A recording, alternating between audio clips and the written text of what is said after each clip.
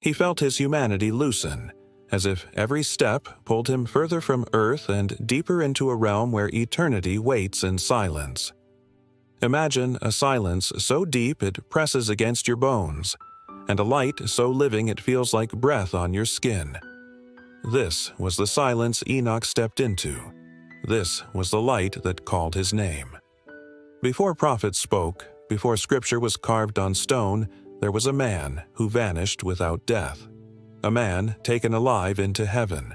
And among the celestial halls, where countless angels burn like living flames, Enoch saw one being so mysterious, so concealed in purpose that even heaven spoke his name in reverent awe.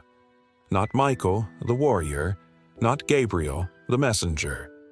This angel stood apart, keeper of secrets older than time, and from the moment Enoch crossed the threshold of eternity, the angel was already waiting for him. Enoch was not born a legend. He lived quietly while the world roared with corruption. In the days when giants ruled the land and the hearts of men grew cold, he chose a different rhythm. While others chased glory, Enoch chased God. Scripture says only one thing about his life before the great mystery. Enoch walked with God. No kings, no battles, no miracles, just a man whose footsteps matched the heartbeat of the Almighty. Every morning he rose before the sun because he wanted to be where God was. Every night he looked at the heavens, believing there was more beyond what eyes could see. One day, the veil between worlds thinned. Enoch felt the atmosphere change around him. The air thickened with a presence that trembled through his veins. The world blurred, and suddenly he stood before a gate of living light. This was not a dream, not a vision, not a spiritual metaphor. This was entrance. The very foundation beneath his feet pulsed with holiness. A voice thundered, but with kindness. Enoch, come. What he saw inside the gates defied understanding. Walls made of radiance, rivers of pure existence flowing from a throne of impossible glory. Angels moved like lightning wrapped in reverence. Yet in the midst of this overwhelming majesty stood one being unlike any other, an angel of indescribable presence. Neither fierce like Michael nor blazing like Gabriel. He was stillness shaped into being, a guardian of knowledge carrying the weight of truths that could fracture the human mind. His eyes held galaxies. His voice held eternity. The angel spoke first. I am the keeper of the scroll of mysteries. His name was not recorded in Scripture for a reason. To know his name was to witness the architecture of creation. He guided Enoch through chambers where the blueprint of time was stored, the place where destinies form before they unfold. Here, Enoch saw the line of mankind, every choice, every tear, every triumph. He saw the fall of angels, the flood that would cleanse the earth, and a cross suspended between eternity and time. In silence, Enoch wept, not because of fear, but because of understanding. As the angel walked, the heavens responded. Thrones bowed, doors opened, light bent in surrender to his authority. Yet he never boasted. Power radiated from him not like a storm, but like peace that redefines reality. The keeper turned to Enoch and said, You were chosen not because of greatness, but because of nearness. You listened when others ignored. You sought when others were satisfied. Each step revealed more. Enoch was shown the storehouses of stars, places where creation still sings. He saw angels assigned to every season of the earth. He walked on paths where eternity had no end. And the keeper revealed the deepest mystery. God does not hide secrets from the humble. He reveals them to those who walk with him. But revelation carries weight. Enoch, the angel said, you must return. You will speak of righteousness. You will warn. And then you will not die. Enoch's heart broke. How could he leave a place where every breath was worship, where every moment was pure truth? Yet obedience had always guided his steps. The keeper laid a hand upon Enoch's shoulder. In that instant, the man became more than mortal. Knowledge burned within him, not as pride, but as purpose. He was to carry heaven's message to a world drowning in its own dark ambitions. When Enoch spoke on earth, even the wicked trembled. His words carried the echo of eternity. The fallen ones raged against him, for he had seen what they were trying to destroy. He warned of judgment not as a threat, but as testimony, because he had seen the throne.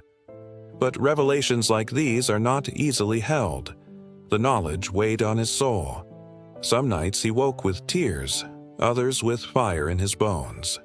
People mocked him, but Enoch no longer feared rejection. He had stood where stars were born.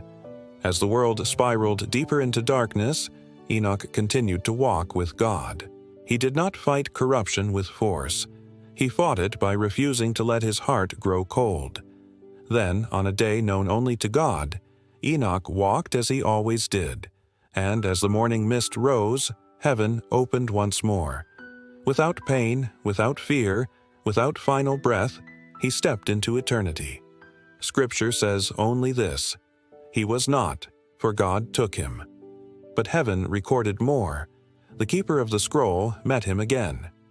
"Now," the angel said, "you walk where time obeys."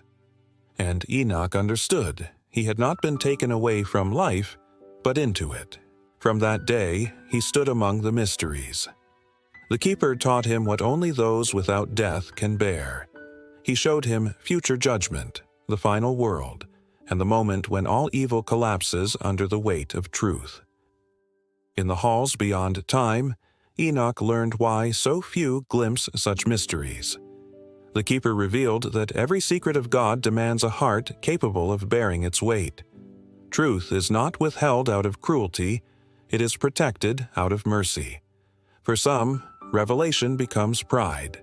For others, it becomes worship. Enoch chose worship. He was shown the great rebellion, the moment when Lucifer's pride cracked the harmony of heaven. Enoch watched as some angels sealed their fate with a single choice. He understood that evil was not born in darkness, it was born in the absence of surrender. The keeper whispered, "Pride builds distance. Humility opens doors." And Enoch trembled, for he saw how easily humans repeat the same pattern. There was a moment when the keeper led Enoch to a balcony of eternity, where time below moved like a river. "Look," he said. Enoch saw generations rise and fall. He saw the Messiah's footsteps approach the world like dawn. He saw the final gathering of the righteous, the moment when all tears will be swallowed by glory. Enoch fell to his knees, overwhelmed. "You were shown these things," the keeper said, "not to know more, but to love more." When Enoch returned to earth, he carried something others could not see, a radiance in his eyes, a weight in his words. He spoke not like a man making predictions, but like someone who had been home and was speaking from memory. His message was simple: walk with God. Yet simple does not mean easy. The world mocked him. The fallen ones despised him. But Enoch had seen what they feared most: the inevitable rule of God. He knew their rebellion was temporary. His conviction shook them. Every night Enoch looked at the stars differently. He no longer saw distant lights. He saw the windows of eternity. Every sunrise reminded him that time is not random. It is woven. Every breath reminded him that life is not accidental. It is assigned. That is why God chose Enoch. Not because he was sinless, but because he was surrendered. Not because he was powerful, but because he was available. When Enoch finally crossed into eternity without death, the angels who had watched him from afar rejoiced. The keeper welcomed him with the honor given not to warriors or kings, but to those who walked faithfully in the unseen.